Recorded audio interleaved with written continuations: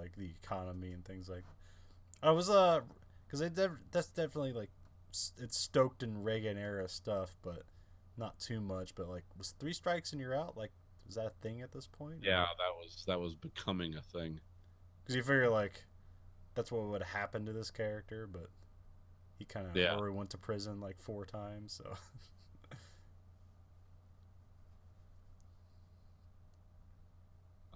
No, yeah, I'm not sure, but yeah, I mean that the whole thing was just so weird. It was almost like a dream sequence.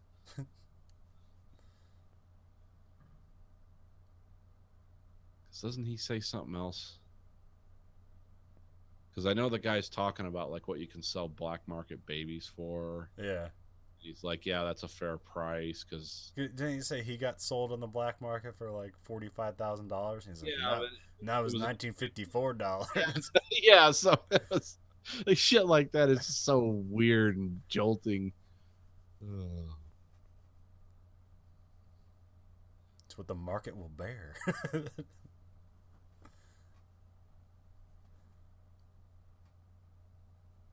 What was the other one? The guy said about you're young and you're healthy. Why do you want a job? Something. It was the something that Emmett Walsh was talking about. Mm. So yeah, again, there's a lot of individually. There's some funny things in this movie. It's a weird thing where his like boss from work is a swinger. Yeah, yeah, So it's like this yeah, couple who like adopted like seven kids are like also swingers on the side. yeah. There seemed to be a lot of like damaged, deeply immoral people, and I mean, almost everyone. It was doing something bad or Yeah. not what it appeared to be. So that made it endearing and realistic too. So does this movie hold up? Yeah, yeah, I'd say it does. I mean, it's almost.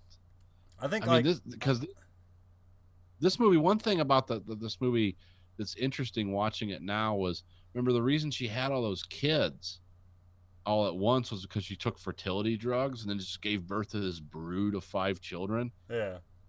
That's something nowadays you hear about, like the people that have like six kids at one time, and they make TV shows about them. Yeah. This was 24 years ago. I mean, I'm sure it happened back then, but she didn't hear about it as Yeah, there's a much. bunch of like ideas where it's like it's only like it has only become more common now, so it's strangely still relevant. Yeah, There's I the think the one. movie's There's the one guy in prison who's like, he's like, so you're a woman trapped in a man's body? He's like, what do you say to that? It's like, well, the menstrual cramps, of course. That's right. I remember that. Yeah, now you say it. So yeah, I think there's a lot of weirdly prescient concepts and ideas in this movie. Yeah, It has such an odd, bright look to it. You can't really place it in a time. I mean, the only thing that's like what dates this movie is nobody has cell phones and people aren't. the cars.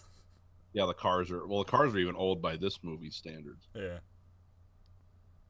Most of the cars in this movie are from the 70s or very early 80s. So, nobody has but a yeah, credit. Nobody has a credit card. yeah, nobody's using the bank card. Everybody has cash. And a bunch of poor people in Arizona, nobody's on meth. Like that's not believable. I Nobody ODs. They just hold up.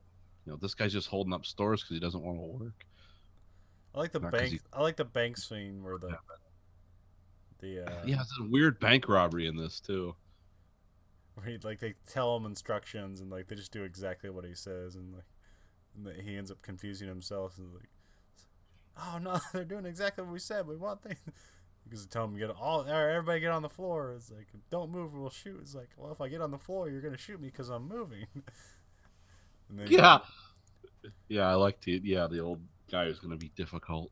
and then eventually like I say, all right everybody on the floor and then they're like oh shit where are the tellers and like we're on the floor.